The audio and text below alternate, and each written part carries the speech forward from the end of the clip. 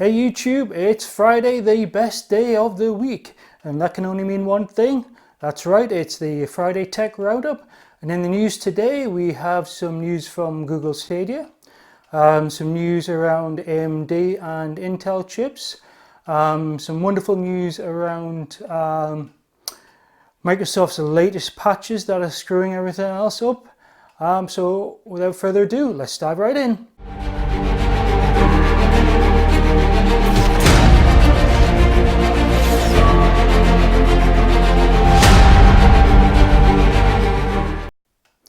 So first up, story numero uno.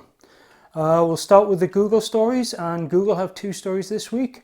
And the first one is Google Stadia, Google has made very bold claims about their Stadia platform, and it's going to apparently outperform your best PCs at home within 2 years. So apparently they're claiming that using a new technology or a new algorithm that they've developed called negative latency, they're going to use that to basically outperform your local PC. So apparently what this negative latency will do, it's going to use some kind of AI algorithm to predict what buttons you're going to press in the game and what you're going to do, and kind of do it just before you do it to reduce the effective latency. So it'll be interesting to see where they go with that one. Next up from Google Stadia is good news, bad news. Bad news is that one of their kind of flagship launch titles, Doom Eternal, has actually been released, is being delayed on their release until March next year. So that's not particularly good, as this is one of the poster child games for the platform launch. So not sure what's happening there. On the good news though, it's been confirmed that Red Dead Redemption 2 is definitely coming to the platform. So good news there all around. Next up we have AMD and Intel news.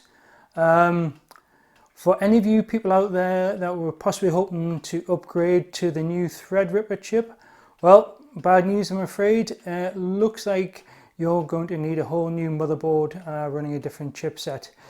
AMD earlier this week, and I use the quotation marks here, leaked or accidentally leaked some motherboard information which showed that the new ThreadRipper chip needs this new chipset.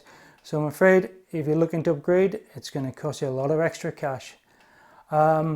Next up in the news from the Intel side, it looks like Intel have lifted the lid on their new 9th gen Extreme processors. Now with that, they're apparently reducing the price by about 30% to try and combat the AMD onslaught, but it's still going to be a lot more expensive, so I'm not sure what Intel hopes to achieve with that. So in the console gaming news this week, it looks like there's been more leaked information or more leaked photos, which I'll include in here, of the PlayStation 5, the developer kit, which some are claiming is the kind of finished product. So that's kind of up in the air, but it looks like some alien mothership. Along with that, apparently there have also been some, again, leaked information around Sony patents for a new Sony VR headset of some description. So it'll be interesting to watch the news and see what comes out there. Well, on Microsoft front, it looks like Microsoft's still not content screwing over people's machines. For the last couple of months, every single update they've released has screwed up people's machines in some way or another.